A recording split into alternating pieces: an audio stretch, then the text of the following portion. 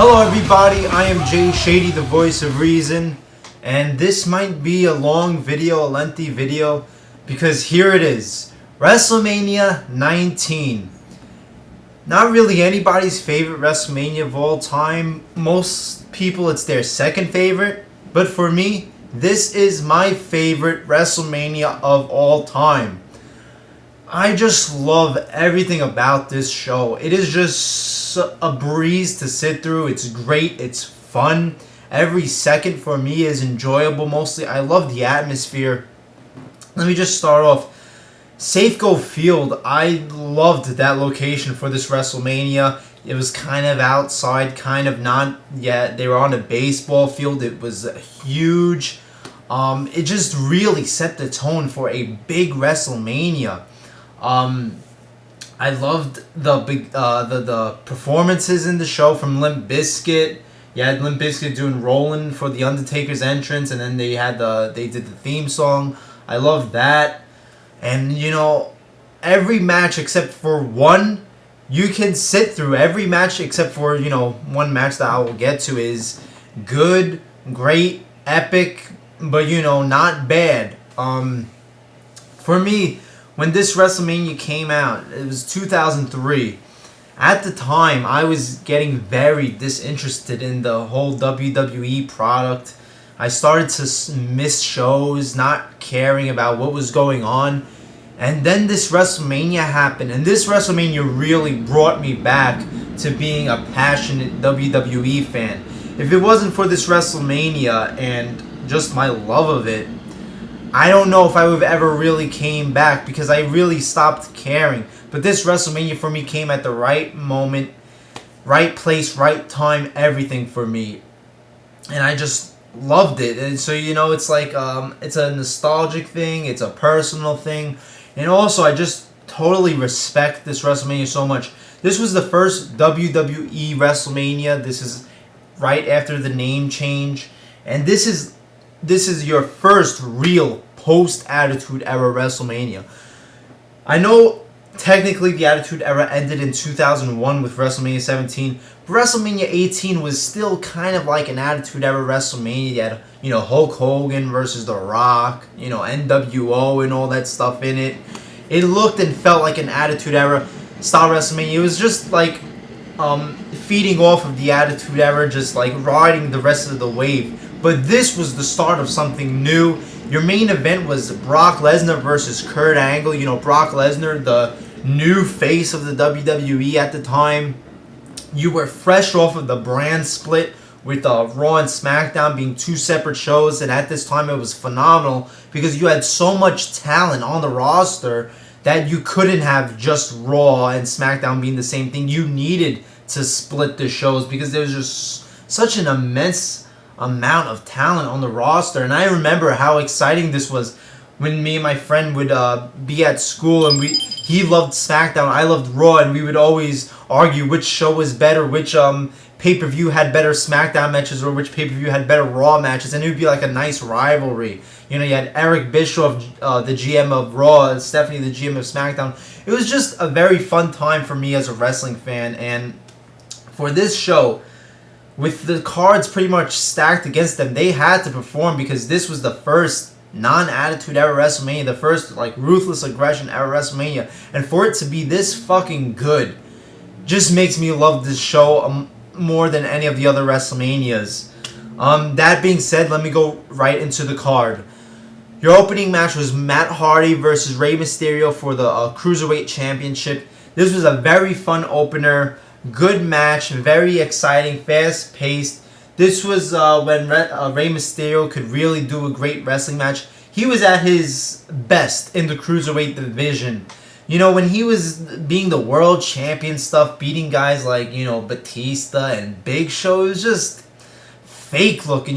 When Rey Mysterio's in the Cruiserweight, work with people who could be up to his speed, in my opinion, that's where he best shines, and this was a really good match. Matt Hardy gets the win when Rey Mysterio is trying to do a victory roll, but Matt Hardy pins him down and gets the 3 count. He's also holding the ropes, so he retains the Cruiserweight Championship. Very fun start to the show. Then you get the handicap match with The Undertaker versus Big Show and A-Train. The beginning of this match with Limp Bizkit performing Rollin' for The Undertaker was awesome, but the match itself sucked. This was the one bad match of the night. Easily worst match of the night. Nothing else is bad on here. Yeah, I mean, it was just... Even Undertaker can't get a great match out of Big Show and A-Train. This was...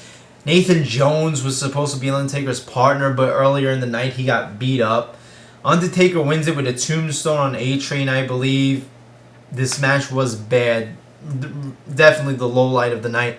Then you get Trish Stratus versus Victoria versus Jazz. Triple threat match for the Women's Championship. And this is a really good women's match. I mean, great, like, as best wrestling as you're going to get out of a women's match. Nothing bad about this. It was, enjoyable to watch. It wasn't a bathroom break. It wasn't just, like, god-awful and botchy. It was entertaining and good.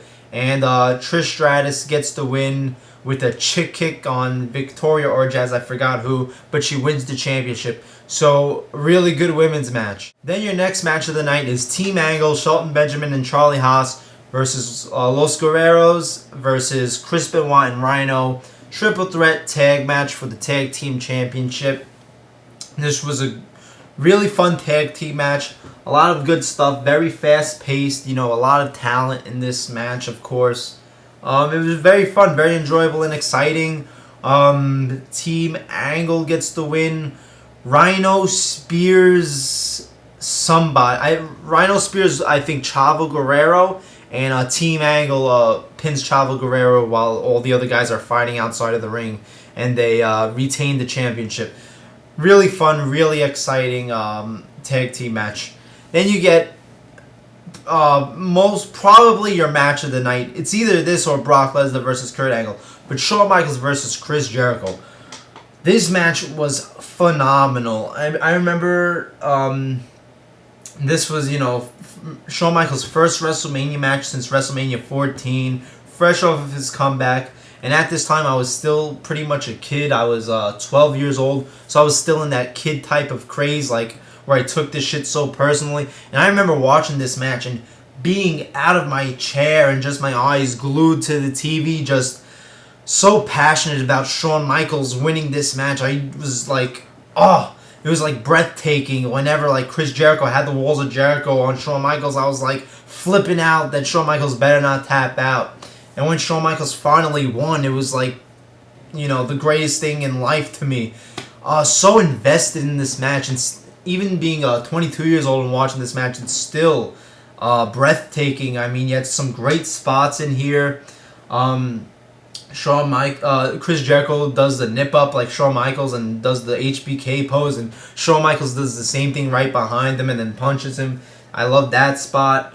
Shawn Michaels goes for a Hurricane Rana on Jericho, and Jericho counters it into the Walls of Jericho. Just great stuff. This match really reminded me of Ricky Steamboat versus Macho Man. Just the way it was beautifully paced, and it just looked like a beautiful match. I know that sounds weird, calling a wrestling match beautiful, but it really did look beautiful, and it just reminded me of Macho Man versus Steamboat. And the same way it ends with this match ends with a roll up with Shawn Michaels rolling up Chris Jericho, the same way Ricky Steamboat does a roll up to Macho Man.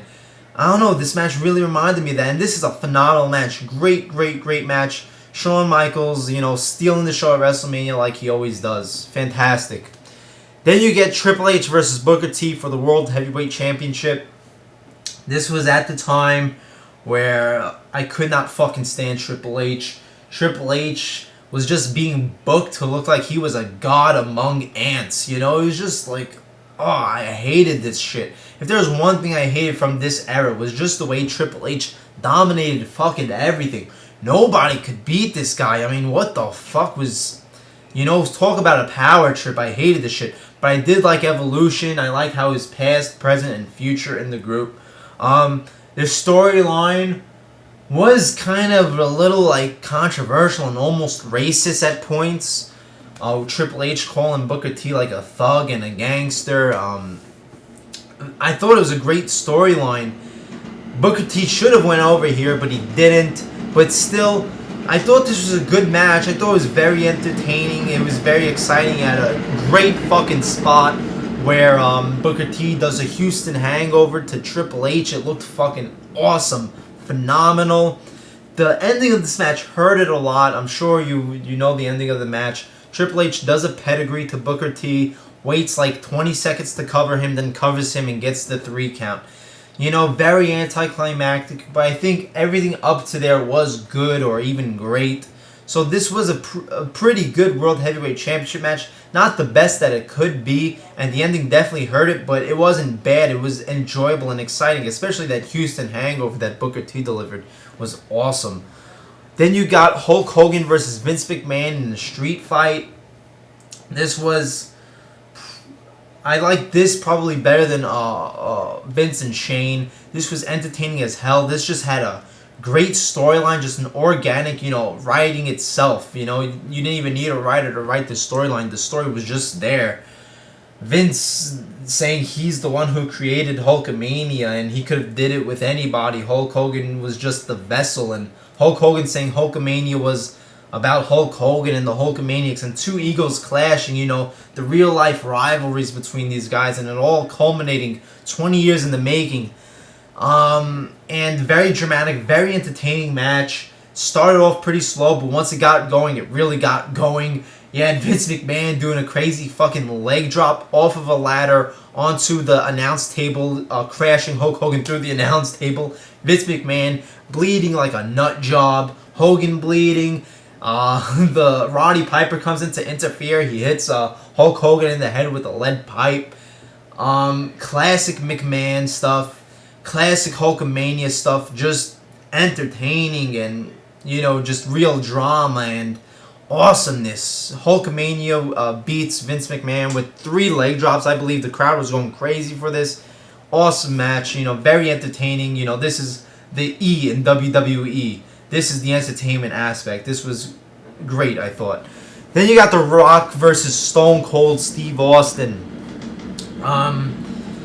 This had a great storyline too. It was a simple, masculine, manly storyline.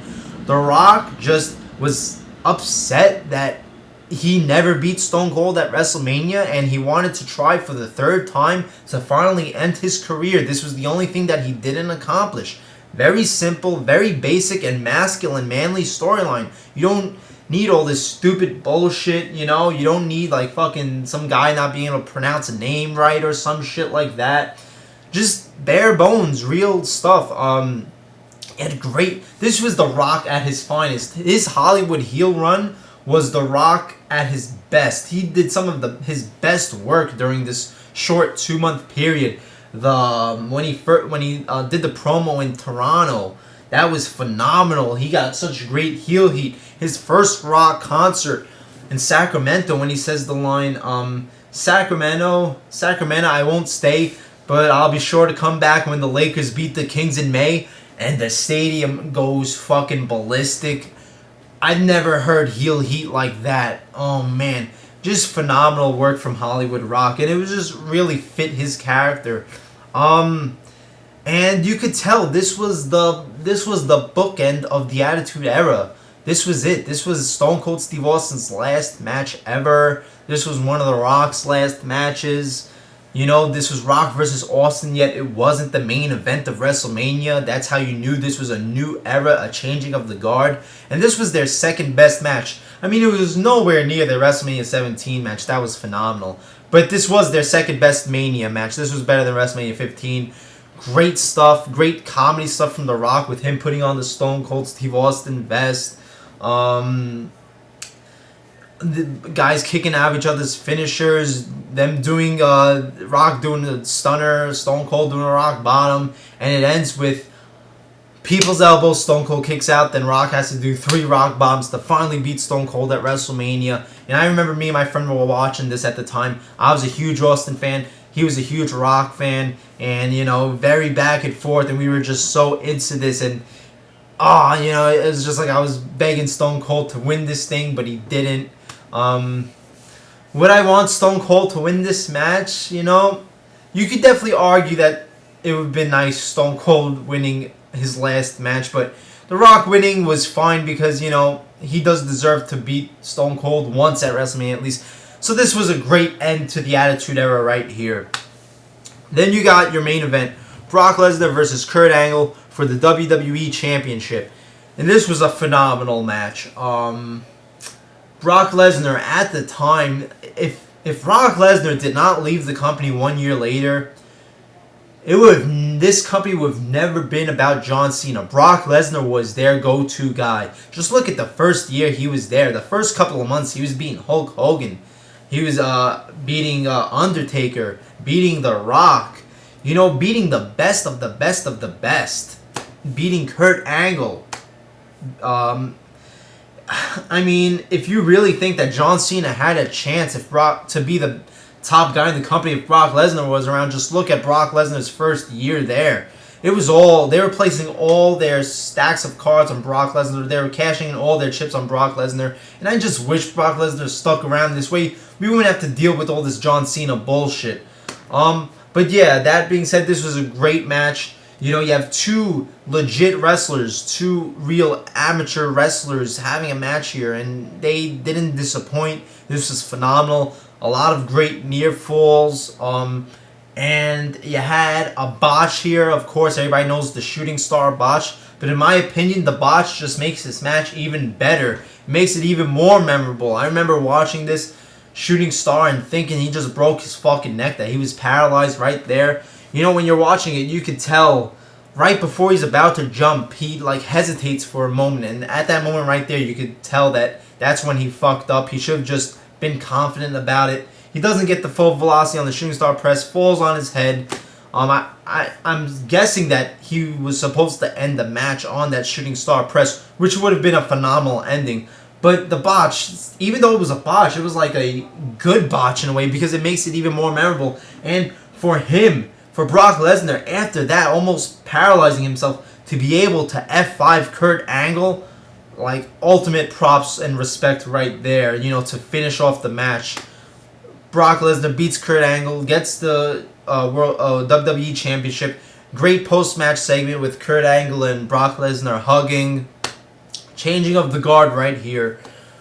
Phenomenal show, really. I'm going to give this a 9.5 out of 10.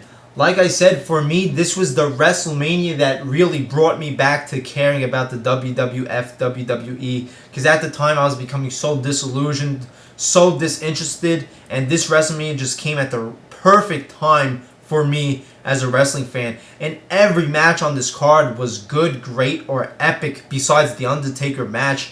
The whole atmosphere, the feeling, the outside element, you know, kind of outside, even though there was kind of like a dome a little bit. Safeco Field, you know, the return of Shawn Michaels at WrestleMania, Rock versus Stone Cold's last match. You even had a good women's match on here, and you know, Limp Bizkit being involved. I know a lot of people hate on Limp Bizkit, but Limp Bizkit really fit the WWE style attitude. So I thought this was just a perfect show. I mean, 9.5 out of 10, my favorite WrestleMania of all time. You know, it's like WrestleMania 19 is right here, WrestleMania 17 is right there. They're on par with each other, but personally for me, this WrestleMania 19 was at a perfect time that it came in my life. So there you go. There's my review of WrestleMania 19. Favorite WrestleMania of all time, 9.5 out of 10. I am Jay Shady, the voice of reason. Like, comment, subscribe, and I'll see you later.